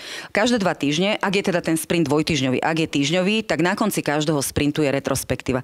Je to pravidelné stretnutie celého týmu, kde sa nachádza aj Product Owner, ja ako Scrum Master som tam v roli facilitátora a v podstate usmerujem ten tým, aby sme si dokázali povedať, ako sa nám darilo, čo sme dosiahli, či sa nám podarilo naplniť cieľ a prípadne oblasť na zlepšenie. Čo potrebujeme, o čom sa potrebujeme porozprávať, čo potrebujeme spoločne rozobrať a záverom retrospektívy majú byť určité konkrétne kroky, čo potrebujeme zmeniť a v akom čase, aby sme sa posunuli, aby sme sa my ako tým zlepšili. Čiže je to spravidla to býva časovo tak na hodinu tá retrospektíva, kde každý jeden člen tímu dostane slovo, aby sa vyjadril k tomu danému sprintu, uplynulému za 2 týždne, aby vyzdvihol tie veci, ktoré nám fungujú, aby pomenoval tie veci, ktoré potrebujeme alebo kde máme priestor zlepšiť sa a aby sme sa spoločne zhodli na tých záveroch, čo nám dávajú zmysel a čo sme ochotní vyskúšať, do čoho ideme. Nie je to záver môj, že ja vidím, že toto nám nefunguje a vy od zajtra budete robiť toto. Nie. Poznáte to aj z praxe, keď vám niekto niečo zadá a vy to nemáte navnímané a nemáte to v podstate ako keby také svoje, že vy tomu veríte, tak ono to fungovať nebude. Ideálne je, keď ten tým na to príde sám. Hej, že bežný príklad je, že vidím, že nám nefungujú dobré úlohy a naťahujú sa nám. Vždy, keď bereme nejakú úlohu do sprintu, my vieme jej odhad. Na groomingoch, na stretnutiach, kde sa analyzujú úlohy, si povieme, OK, táto úloha máme ju rozanalizované, má nejaké kritériá a povieme si, že táto úloha nám zabere 3 dní backendistu, 3 dní backendovej kapacity, 2 dní frontendovej. To znamená, že za 5 dní vieme mať tú US-ku hotovú. Na konci sprintu si povieme, či sa nám to podarilo alebo nie. OK, ak sa nám to nepodarilo, čo potrebujeme urobiť preto, aby sa nám to nezopakovalo tento sprint, lebo my potrebujeme dodávať a potrebujeme napredovať. OK, potrebujeme sa spoločne pozrieť na odhady úloh. Sú nereálne, nevieme ich naplniť. Takéto nejaké praktické príklady. Neviem, či som ti... No jasné. Tak to si spomenul nejaký grooming, nepočul to slovo. Tak ten sa deje ešte predtým, ako sa robí to plánovanie. Áno. ten sa deje priebežne, raz do týždňa my máme grooming a v podstate je to príprava tých úloh na tie ďalšie sprinty. Čiže my už vopred dnes sa vieme rozprávať o tom, čo za 2 týždne budeme plánovať. Pretože keď plánujeme tie úlohy potrebujeme poznať a potrebujem, aby každý jeden člen toho tímu ich mal navnímané a vedel, čo za tou úlohou je. Lebo ináč by sme nevedeli reálne plánovať, či je to stihnutelné, či to vieme o 2 týždne zákazníkovi dodať. A na to dodanie a ten vývoj samozrejme nadväzuje marketing, obchod, propagácia a tak ďalej. Celý tým, tak ako retrospektíva, celý tým. Je tam product owner, ktorý v podstate smeruje ten vývoj v tom zmysle, že čo je priorita a koľko sme ochotní do toho investovať. Sú tam všetci účastníci týmu, som tam ja ako Scrum Master. A ja by som asi za takú zvedavosť ohľadom toho Scrumu určite udelila nejakú cenu, lebo tie otázky boli výstižné a slajdov by bolo úplne plné, takže nech sa páči, pokojne sa zastav. A Láďo, ty ma môžeš doplniť, ak som na niečo zabudla ohľadom Scrumu a toho procesu. Môžem, čo mne napadlo, že sa pýtal si sa dosť, ako neviem, či aj na tú rolu Scrum Mastera, či nie. Hej, že je to fakt, že za mňa je to veľmi zaujímavá rola, čo je... ono to závisí od firmy, hej, že ten Scrum a tie agilné metódy, on sa to dá uchopiť akokoľvek a v niektorých firmách my sa bavíme, my chodíme na, akože veľa inšpirácií sme získavali a veľa sme sa naučili v Čechách, v Brne, v Prahe, oni sú proste predsa len ďalej tie firmy, ale existujú komunity, kde sa o týchto veciach bavíte a inšpirujete navzájom. A je to o tom, že ako to ktorá firma uchopí. Niektorá firma to uchopí, že dobre, máme product ownera, máme Scrum Mastera, ale absolútne nikto netuší, že čo robia proste, ale majiteľ je spokojný, že ich tam má, ale častokrát je to o tom, že tak tu nám mám nejaký stand-up, grooming, ale vôbec neriešia to, či je to efektívne alebo nie. U nás je to, že sa fakt celá tá agilita je o tom, že sa viete prispôsobiť, ohýbať tie veci, prispôsobiť si ich na svoje potreby. Hej, že nie všade je vhodné zvoliť metodiku Scrum. Existuje aj nejaký Kanban, hej, tam sú nejaké rozdiely a viete to prispôsobiť s ohľadom na produkt. U nás sme to urobili, že OK, nie Scrumom, ale Kanbanom, lebo to vyhovovalo skrz nejaké požiadavky. Nejdem vás tým zaťažovať, ale že to závisí od toho, ako to tá daná firma proste uchopí. Niekto môže povedať, že funguje v Scrume, ale keby si išiel do 3 firiem, tak zistíš, že všade majú za tým úplne niečo iné.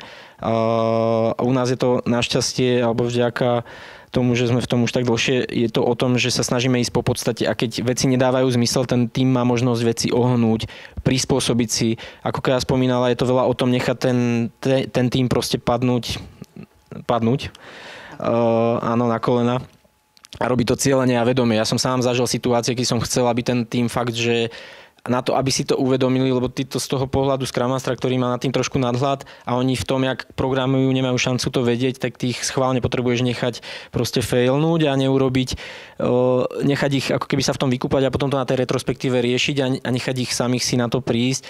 Je to fakt zaujímavá rola, ak by niekto ste mali možnosť proste sa do takej role, že vás baví práca s ľuďmi, tak to veľa odporúčam. Mňa to osobne neposunulo podľa mňa veľmi, lebo my sme vďaka tomu, ako máme tú kultúru a to vzdelávanie nastavené vo firme, tak vás podporujú v tom, že ja som tam vyrastol skrz komunikáciu, skrz proste spoluprácu a kopec rôznych zaujímavých školení. A vy ste častokrát, našťastie u nás, ten Scrum Master je ten, ktorý si určuje, čo ide urobiť s tým tímom práve teraz, kam ho chce posunúť. Hej, tie tímy sú v rôznych fázach, keď sa vám tým vzniká, proste inak s nimi musíte komunikovať, ako keď tým, ktorý spolu funguje 10 rokov a je to veľmi zaujímavá práca podľa mňa, určite, že keby som niekomu mal odporúčiť, keď sa bavíte, tu nadviažem možno, ak môžem na tú otázku, čo tu príde, že majú možnosť sa u vás uplatniť aj študenti z manažmentu. Podľa mňa práve napríklad toto je určite rola, kde človek z manažmentu, teda z manažmentu sa vie uplatniť, si myslím. Môže to byť aj ako ten tester, analytik a môže sa k tomu dostať postupne, ale myslím si, že určite áno. A práve tá rola Scrum Mastera môže pre niekoho ako keby byť fakt vhodná a pasovať mu. Ja iba doplním, lebo v podstate tak, ako to je vnímané, že my sme softverová firma, že ku nám iba programátori. Áno, je to gro tých programátorov, lebo vyvíjame softvery, ale sú žiadané práve, že sú žiadaní aj absolventi z manažmentu a musím povedať, že máme veľmi šikovných absolventov, ktorí tiež práve prišli na nejaké takéto nevývojárske pozície, či to bol Scrum Master, alebo Product Owner, alebo analytik, tester a sú u nás dlhé roky. Takže určite áno a určite to chcem podporiť. A ešte mi k tej otázke napadla, že či to uplatnenie z manažmentu je.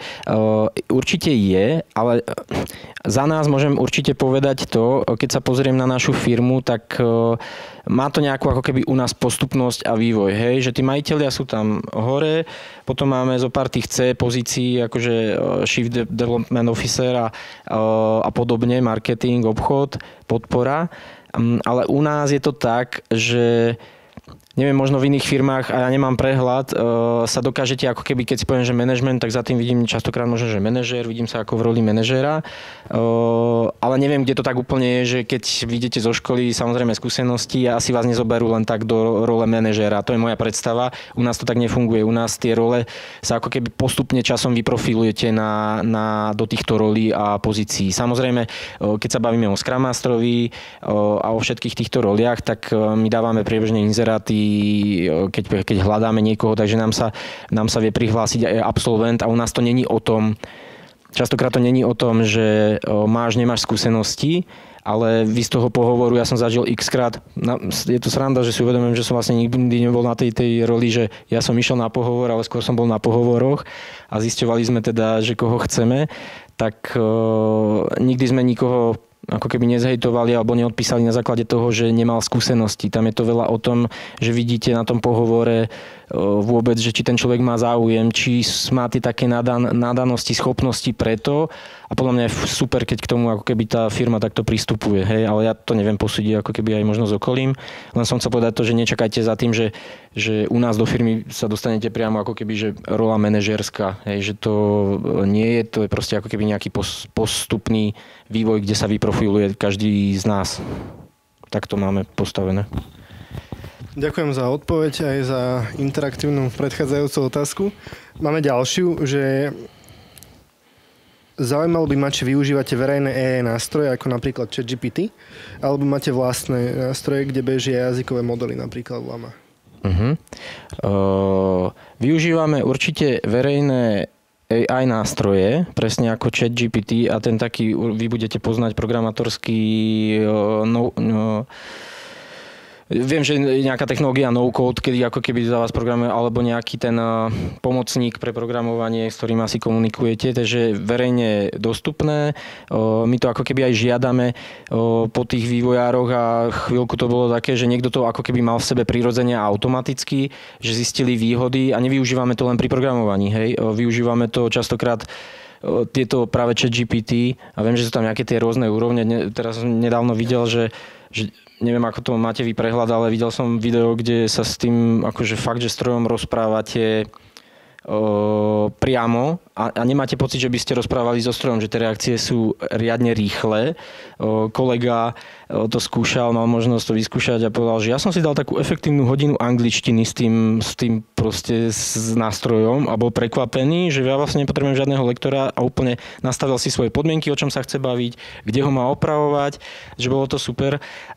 Tak to chceme ako keby podporiť a my využívame tieto najbežnejšie, ktoré sú dostupné, samozrejme niečo z toho máme určite aj zakúpené pre našich programátorov a využívajú to aj obchodníci. Hej. Napríklad ChatGPT je vhodný alebo na príspevky LinkedIn si dáte niečo zrevidovať, kadečo ja to využívam, keď potrebujem nejaký obrázok si vydefinovať. Je tam kopec možností pre rôzne odvetvia a oblasti. Hej.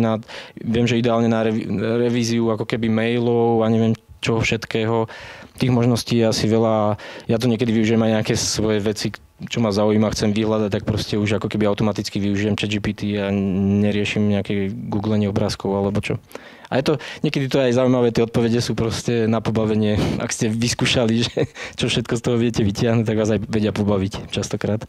A nemáme to, že či máme vlastne ako keby niečo svoje vlastné.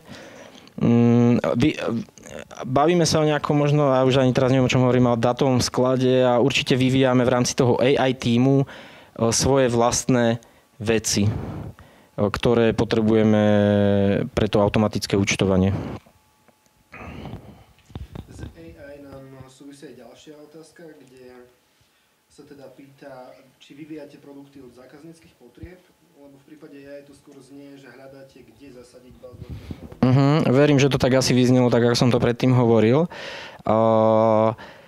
Ale keby u nás tá potreba toho tímu vznikla v podstate pred rokom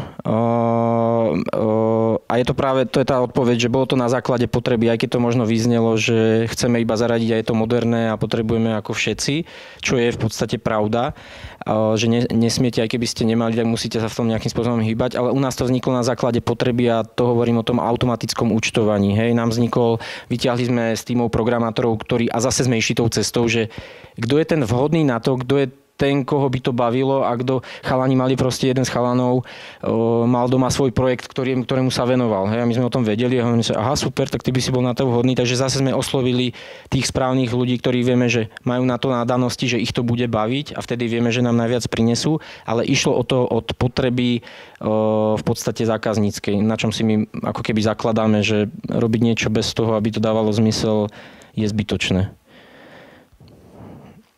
Vďaka za odpoveď. Ďalšiu otázku, ktorú máme je, či vytvárate aplikácie na bázi monolitu alebo skôr mikroservisy? Výborná otázka. Nie na všetko mám odpoveď, ale mikroservisy som tam už počul. Takže určite asi to B je správne. Kaja, ty ma asi nevieš doplniť. Ale viem, že u nás sa o mikroservisoch programátori veľa bavia, takže skôr tá odpoveď B bude správna. B. Ďalšia otázka je, či vidíte potenciál v stanovovaní nesplniteľných cieľov pre vývoj a tým zároveň posunúť hranice toho, čo sa myslelo, že je zvládnutelné, alebo takéto ciele práve ničia morálku? Výborná otázka. Ja si myslím, že my sa snažíme, ty si sa veľmi dobre pýtal, čo si Kaja odpovedala, že akým spôsobom prebieha to stanovovanie napríklad tých cieľov sprintov. Hej, že tam to není, my chceme niečo dosiahnuť a ideme za niečím, ale programátori alebo tie vývojové tímy si sami určujú, koľko toho zvládnu. Hej, to nie je o tom, že vy teraz im šlapete na krky, dovtedy musí byť. Samozrejme sú nejaké termíny, ktoré treba dodržať, ale ten tím je schopný si sám povedať, že čo reálne zvládne. Hej? A to je na tomto dôležité. Čiže snažíme sa, si myslím, dávať si tie také ciele, že tá firma musí mať nejakú svoju víziu, za čím ide a od toho sa to odvíja. A všetko následne za tým cez produkty už ide proste, že to podporuje ten taký náš hlavný cieľ. Ale tie ciele tvoria, sú tam nejakí produktoví ľudia, ktorí sa na to pozerajú strategicky cez firmu a je dôležité cez firmu, nie cez produkty. My sme sa doraz na to pozerali častokrát iba cez, mám tu ten svoj produkt a každý si žije v tom svojom, ale my sme ako celok proste jedna firma a je ťažké ako keby sa vzdať možno toho, keď sa na to pozriete cez firmu, zhora, tak musíte robiť tie najdôležitejšie veci, ktoré vám prinesú najviac. Hej, takže niekedy je ťažké sa vzdať z tých ľudí, ktorí sú v tých tímoch x rokov, sa vzdať toho svojho, ale veď predsa pre mňa je toto dôležité, aby sme to robili. Musíme sa na to pozerať trošku zhora inak a tie ciele si ľudia v podstate nadväznosti na to, čo chceme, určujú sami. Chceš to nejako doplniť? Možno tak z praxe iba to, čo Láďo povedal, to platí, ale tak, ako bolo povedané, ten cieľ stanovujeme spoločne. Ten product owner je zodpovedný za smerovanie toho produktu, toho riešenia, ako to napreduje. Pri stanovovaní toho cieľu povie tú predstavu, že v podstate najbližší sprint potrebujeme dodať prepojenie riešenia s druhou aplikáciou a ten tím je v podstate ako keby pri tvorení toho cieľu odpoveda tomu product ownerovi. V rámci toho sprintu sme schopní podporiť toto. Hej, že vieme predpojiť toto v prvom kroku a v rámci tých kapacít, ktoré samozrejme máme. Čiže pri stanovovaní toho cieľu by to malo byť reálne aj pre product ownera a aj pre tých členov toho týmu, že sme schopní toto dodať na základe tých kapacít, ktoré máme. Tak. Máme ďalšiu otázku. Akým spôsobom podporujete študentov v štúdiu? Pretože dosť často sa stáva, že práve kvôli potenciálnemu zárobku študenti prestanú študovať. Na čo študovať, keď môžem zarobiť? Jasné, zase je to každého voľba, že ako sa k tomu postaví, niekoho to zláka, že cíti, že mu je dobre v tej firme, kde sa dostal a že aha, tak aj na čo to ja potrebujem doštudovať, veď tu na už zarábam. To je o tom, že čo chcete vlastne, či to chcete doštudovať, že s akým zámerom ste išli do tej firmy a zase obe cesty sú v poriadku. My sa snažíme u nás, keď máme aj študentov, brigádnikov a čo máme, že nemáme ich málo z fakulty riadenia informatiky. Máme v podstate v každom tíme vývojovom minimálne jedného programátora. a snažíme sa to priebežne ako keby stále držať, že pre nás je tak ako, ja som možno dôkazom toho, že my vidíme v tom, že vychovávať si tých ľudí, dáva nám to veľký zmysel, tak rozmýšľam, čo som chcel povedať, Kaja mi pomôže. Ja môžem iba doplniť, že my sa snažíme podporiť naozaj u nás, keď je študent, tak veľakrát sa stáva brigadník, že má strašne zlý pocit z toho, že tu nemôže byť celý deň, každý deň 8 hodín. Pretože tých ľudí tá práca baví, chceme, aby vás práca bavila. To bolo to, čo som na začiatku hovorila, že aj môjim cieľom je budovať u ľudí a v tom týme to, aby ste sa tešili do tej práce. A stáva sa nám, že my keď plánujeme, tak ja vidím až takú výčitku u tých chalanov, študentov, že ale ja tento sprint nemôžem, lebo skúšky, lebo zápočet, lebo už máme prednášky a tak ďalej. U nás je priorita tá škola. My to samozrejme chápeme, akceptujeme. Na druhej strane hľadáme ten konsenzus toho, že OK, chceš aj pracovať, aj študovať, aby to bola taká tá zdravá miera toho. Ja tiež, pre nás nie je efektívne, keď v podstate, keď prídete na 1 hodinu, alebo brigadník povie, dneska tu môžem byť 1 hodinu, no čo urobíš za tú hodinu? Skôr si to skúste v rámci toho rozvrhu zladiť tak, aby ste tu boli tento deň pol deň, tento deň celý deň a podobne. A vidím, že sa to dá, pretože naozaj podporujeme študentov k tomu, aby tú školu dokončili. Určite nejdeme tým štýlom si šikovný, kašli na to, veď ty už dokážeš teraz programovať a učiť sa. Tá škola vám dáva toho veľa, je to taký ten základ pre vás a snažíme sa nájsť vždy vhodnú mieru toho, ako byť aj u nás a ako aj byť v tej škole samozrejme. Ale sú obdobia, keď sú tie prednášky alebo skúšky, že naozaj my sa napríklad mesiac nevidíme, my to rešpektujeme a akceptujeme. Pre nás je dôležitá tá komunikácia. Aby sme vždy vedeli, že ak tu nie si, prečo tu nie si. Aby ten tým vedel, že s vami teraz neplánujeme, pretože je tu tá škola, keď sa mi skončí skúškové, opäť tu viem byť každý deň na 5 hodín napríklad.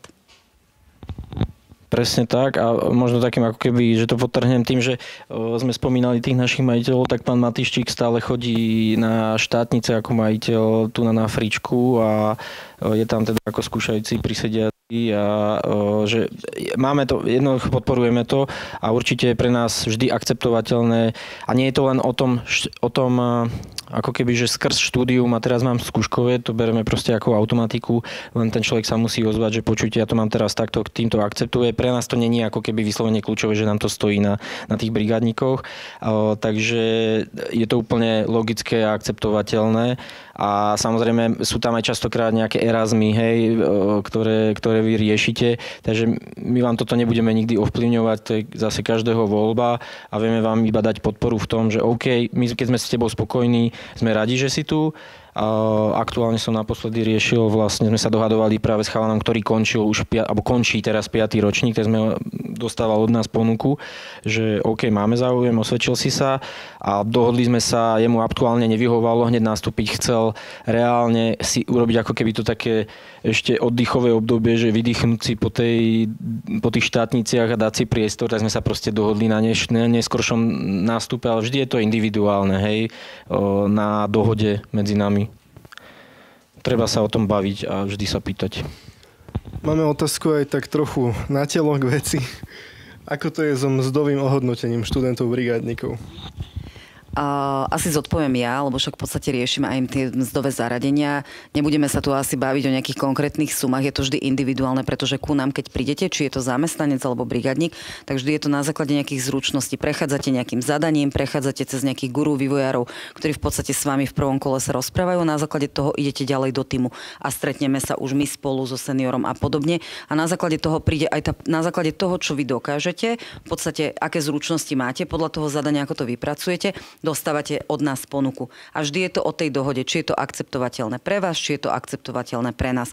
Samozrejme ten mzdový systém, tak ako je u nás nastavený, je to aj v priebehu toho rastu, či už je to zamestnanec alebo brigádnik, tak my sa vždy pozeráme, ako v podstate u nás rastiete, ako napredujete, ako ste prínosní pre ten produkt, ako sa vy vzdelávate a priebežne sa o tom spoločne bavíme. Či už spoločne so mnou, je to veľmi založené na tej spätnej väzbe v tom týme.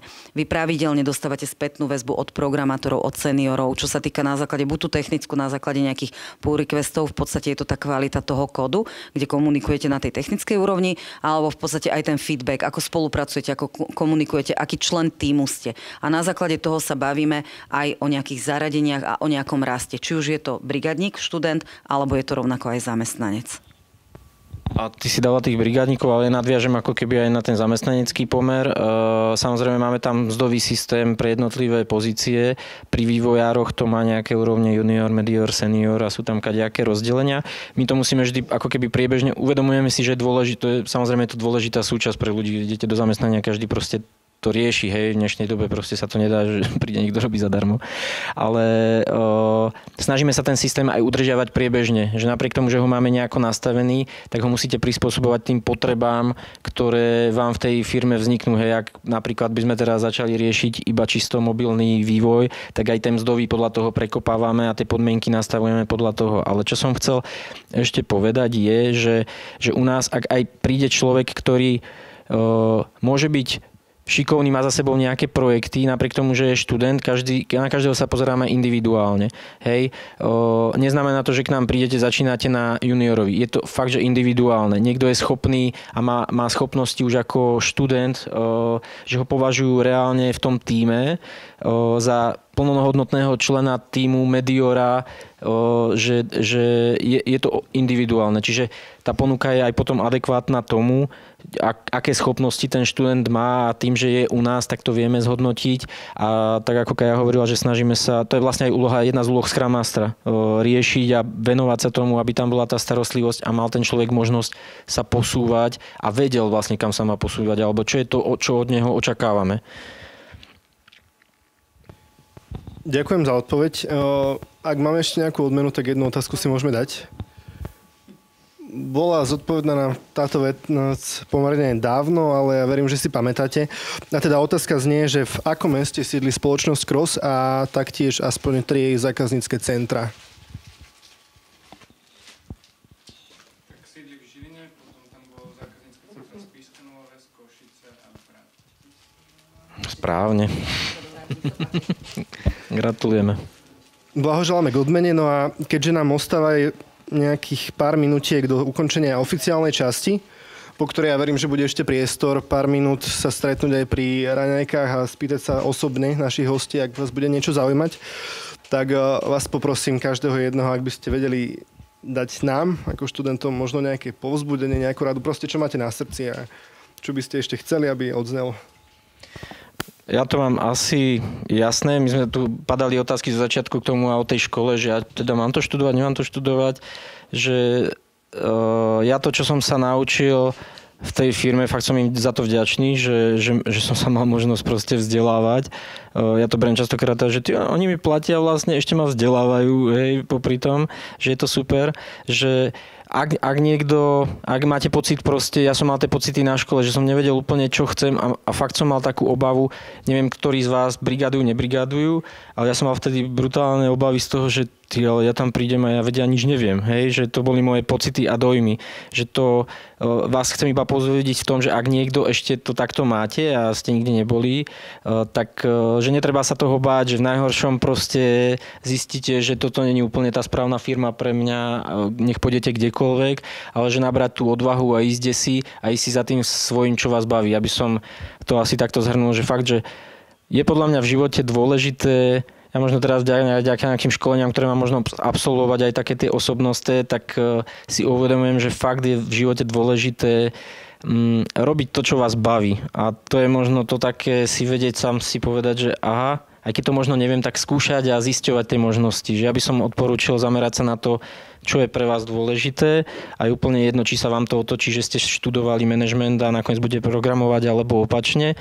Čokoľvek, čo si vyberiete, je dôležité, aby to bolo vaše rozhodnutie a nešli ste tam len preto, že OK, potrebujem zarábať, alebo jasné, že logicky musíte, ale pokiaľ nezdedíte neviem čo, tak to je moje odporúčanie. Robiť to, čo vás baví.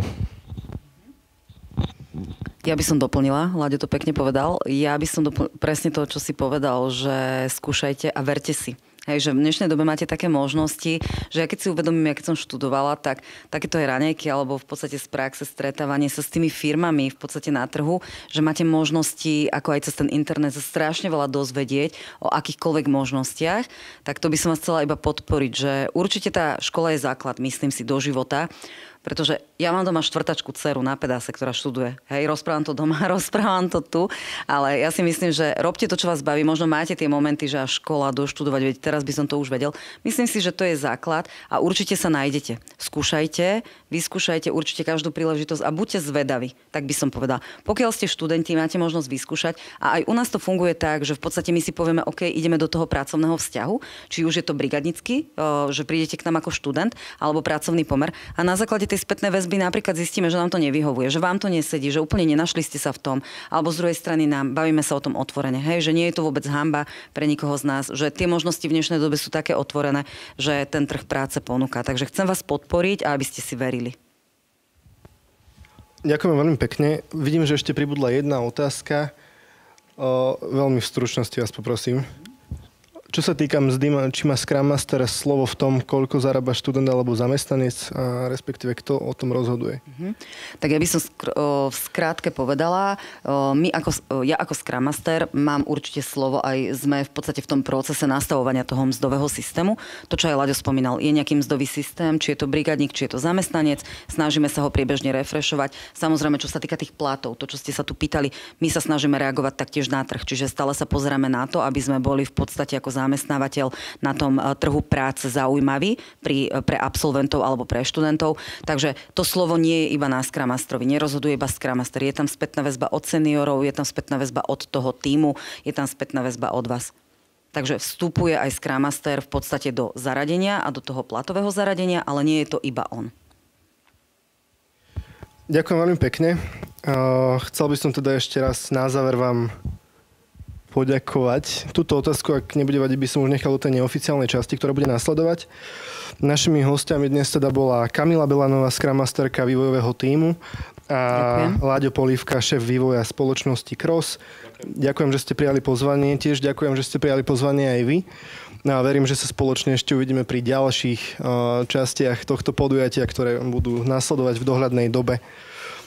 Takže týmto ukončujeme oficiálnu časť. Ak budete mať nejaké doplňujúce otázky, tak ešte verím, že bude priestor na to, aby ste si ich zodpovedali a myslím, že si zaslúžia za tento čas veľký potlesk. Takže vďaka ešte raz. Ďakujeme.